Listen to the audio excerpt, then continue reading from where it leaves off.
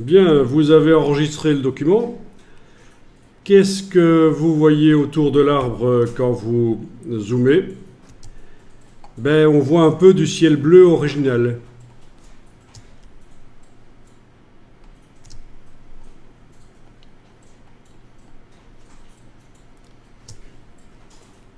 Alors, on utilisera les fonctions d'amélioration des masques de fusion un peu plus tard. On va juste voir ici une fonction qui existe depuis longtemps.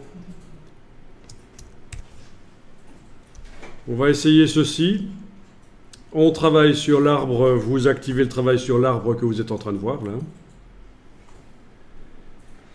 Et on va aller dans menu calque, dernière ligne, cache, retirer le cache blanc. Voilà. Donc on active le travail sur le calque de l'arbre. Menu calque, cache, retirer le cache blanc. Pourquoi cache blanc? Parce que ici le fond était clair autour de l'arbre. Et alors vous avez peut-être remarqué, si vous faites maintenant un CTRL Z, vous voyez l'avant-après.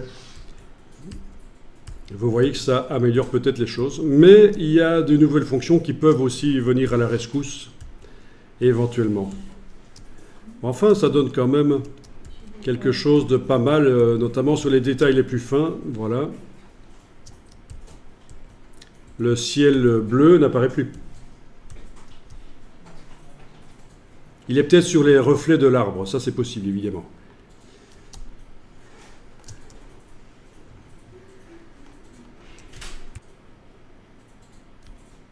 Bon, si vous reste du bleu sur l'arbre, vous pouvez mettre un calque de réglage de type teinte saturation au-dessus et supprimer le bleu.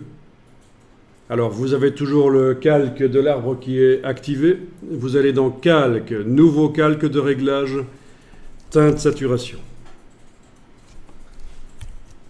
OK. Et là, vous allez indiquer que le calque de réglage ne va agir que sur le calque de l'arbre. C'est en enfonçant la touche Alt, en faisant voyager le pointeur sans enfoncer le bouton de la souris. On fait voyager le pointeur entre les deux calques. Quand on a ce signe spécial, on appuie sur le bouton de la souris sans bouger la souris. Et voilà. Donc c'est touche Alt, sans enfoncer la souris, faire voyager le pointeur entre les deux. Et cliquer sans bouger quand on a l'icône spéciale. Et là, on a un réglage qui ne va agir que sur l'arbre d'en dessous. Et rien n'interdit à ce moment-là d'aller dans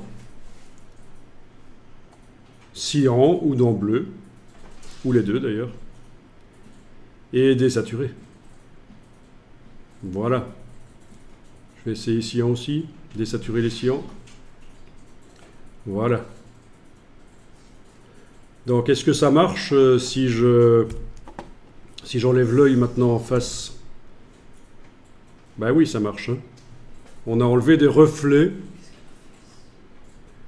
qui de toute façon n'existaient pas dans la couleur naturelle de l'objet. L'arbre n'a pas de partie bleue, donc on pouvait se permettre d'enlever tout le bleu de l'arbre. Nickel. Donc sur le réglage teinte saturation, j'ai joué sur le cyan et le bleu et j'ai désaturé. Alors attention au piège, si vous allez travailler sur un autre calque et vous revenez sur celui-là, il est en global et vous voyez qu'il ne fait rien en fait. Enfin, en tout cas, c'est ce que vous pourriez croire. Mais il faut aller voir dans les différents réglages.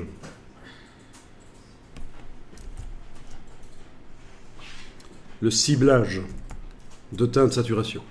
Très intéressant, on en reparlera plus tard quand on doit modifier la couleur, une des couleurs d'un objet en fait, dans une scène. On va à la fois jouer avec des sélections en pointillés et du teinte saturation ciblée.